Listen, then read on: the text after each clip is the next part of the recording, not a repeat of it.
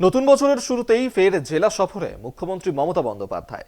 আগামী 20 জানুয়ারি থেকে জেলা সফরে বেরিয়ে মুখ্যমন্ত্রী মুর্শিদাবাদ, মালদা এবং আলিপুরদুয়ার জেলায় পরিষেবা প্রদান অনুষ্ঠানে যোগ দেবেন। উত্তরবঙ্গের তৃণমূলের ঊর্ধ্বমুখী ভোট ব্যাংককে সামনে রেখে এই সফর অত্যন্ত গুরুত্বপূর্ণ বলেই মত রাজনৈতিক মহলে। বছরের শুরুতেই জেলা সফরে মুখ্যমন্ত্রী। আগামী 20 জানুয়ারি সোমবার থেকে জেলা সফরে যাচ্ছেন মুখ্যমন্ত্রী মমতা বন্দ্যোপাধ্যায়। সফরকালে বেশ কয়েকটি অনুষ্ঠানে যোগদানের পাশাপাশি তিনি যেতে পারেন মালদায় খুন হওয়া তৃণমূল কাউন্সিলর দুলাল সরকার ওরফে বাবলার বাড়িতে। সূত্রের খবর, আগামী 20 জানুয়ারি থেকে জেলা সফরে বেরিয়ে মুখ্যমন্ত্রী মুর্শিদাবাদ, মালদা এবং আলিপুরদুয়ার জেলায় পরিষেবা প্রদান অনুষ্ঠানে যোগ দেবেন।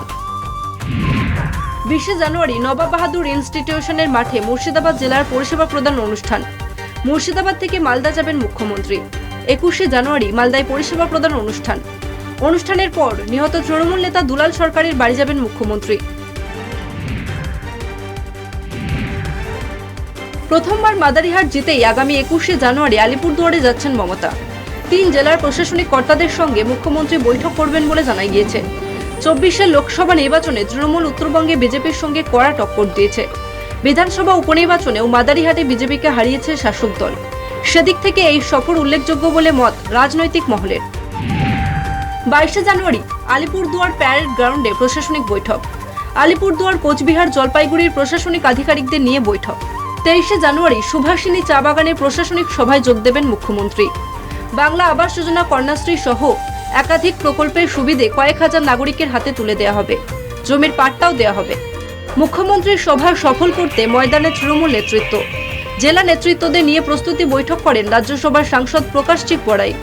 বৈঠকে উপস্থিত ছিলেন জেলা পরিষদের সভাপতি স্নিগ্ধা শৈব, সহ সভাধিপতি মনোরঞ্জন দে, মাদারিহাটের বিধায়ক জয়প্রকাশ টপ্পু, পুরসভা চেয়ারম্যান প্রসেনজিৎ কর, রাজ্য সম্পাদক সৌরভ চক্রবর্তী ও মৃদুল গোস্বামী সহ অন্যান্য নেতৃত্বরা। বাংলাদেশ ইস্যুতে পশ্চিমবঙ্গের সীমান্ত এলাকাগুলিতে চাপ বাড়ছে। আলিপুরদুয়ার সফরে সীমান্ত নিয়ে কড়া বার্তা দিতে পারেন মুখ্যমন্ত্রী। ক্রমশ উত্তরবঙ্গে তৃণমূলের ভোট ব্যাংক বাড়ছে। মাদারিহাট বিধানসভা উপনির্বাচনে ব্যাপক সাফল্য পেয়েছে তৃণমূল। মুখ্যমন্ত্রীর সফরে আরও বেশি জনসংযোগ করার চেষ্টা জোড়াফুলের। তাই মমতার সফর ঘিরে কোনো ফাঁক রাখতে চাইছে না নেতৃত্ব। শুরু হয়ে গিয়েছে সফর তোড়জোড়। কলকাতা টিভি।